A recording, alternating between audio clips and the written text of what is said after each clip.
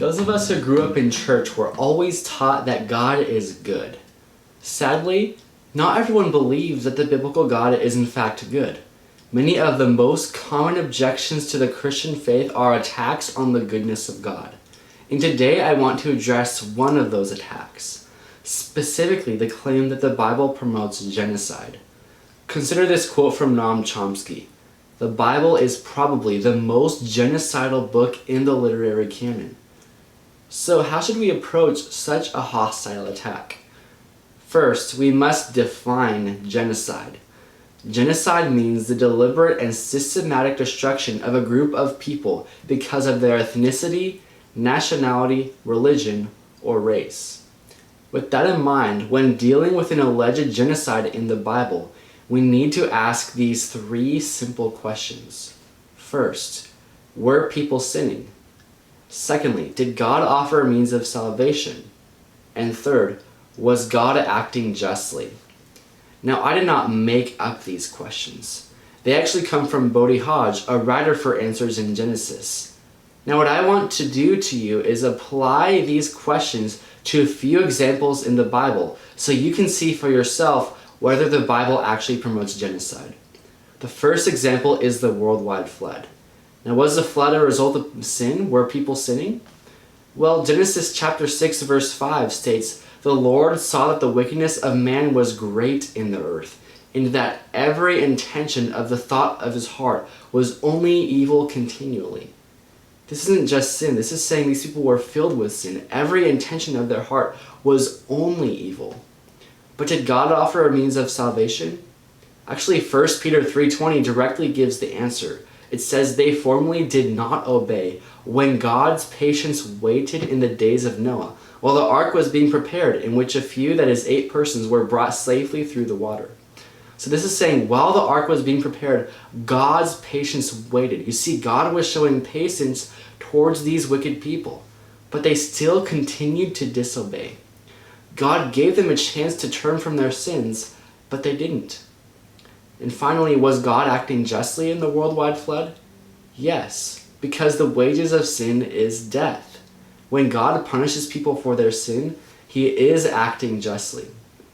This leads to the second and perhaps most notorious example of an alleged genocide in the Bible, the Canaanites. Now first, were the Canaanites sinning? To answer that question, just read Leviticus chapter 18 for yourself. Among other things, there was rampant incest, and children were sacrificed to their false god Moloch. They were literally burned alive to their false god. But did God offer a means of salvation? Well, this is actually, the answer is found in Genesis chapter 15, verses 13 and 16. When God is making his covenant with Abraham, he tells Abraham, "Your offspring will be sojourners in a land that is not theirs, and will be servants there.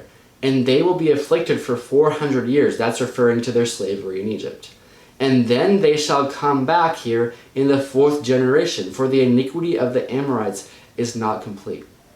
So God was patient towards the Amorites, part of the Canaanites, for 400 years, and then he punished them. Generation after generation was rebelling against God for centuries. Also, God did save a Canaanite prostitute named Rahab. Why? Because she turned from her sin and trusted in the true God. And something I find amazing is that Rahab was actually placed in the genealogy of Jesus. We see that in Matthew chapter 1. This shows that God offers salvation to anyone who would accept it, whether they're Jews or whether they're Canaanites.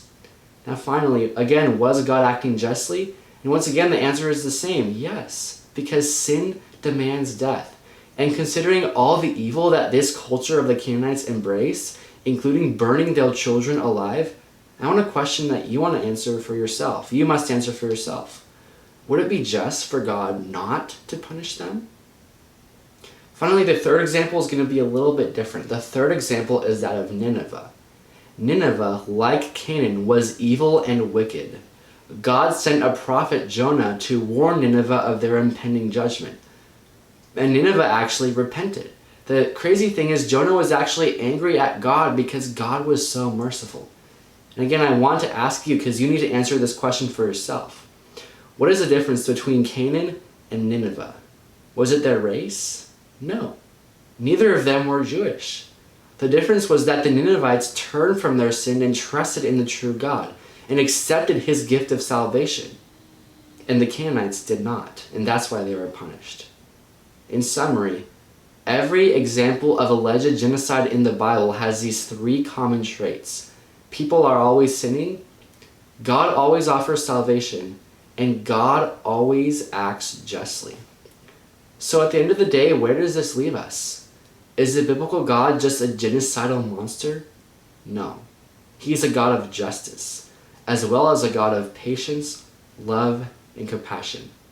I'm Caleb Blada, and I hope this video has helped you become more educated, equipped, and emboldened for the glory of Christ.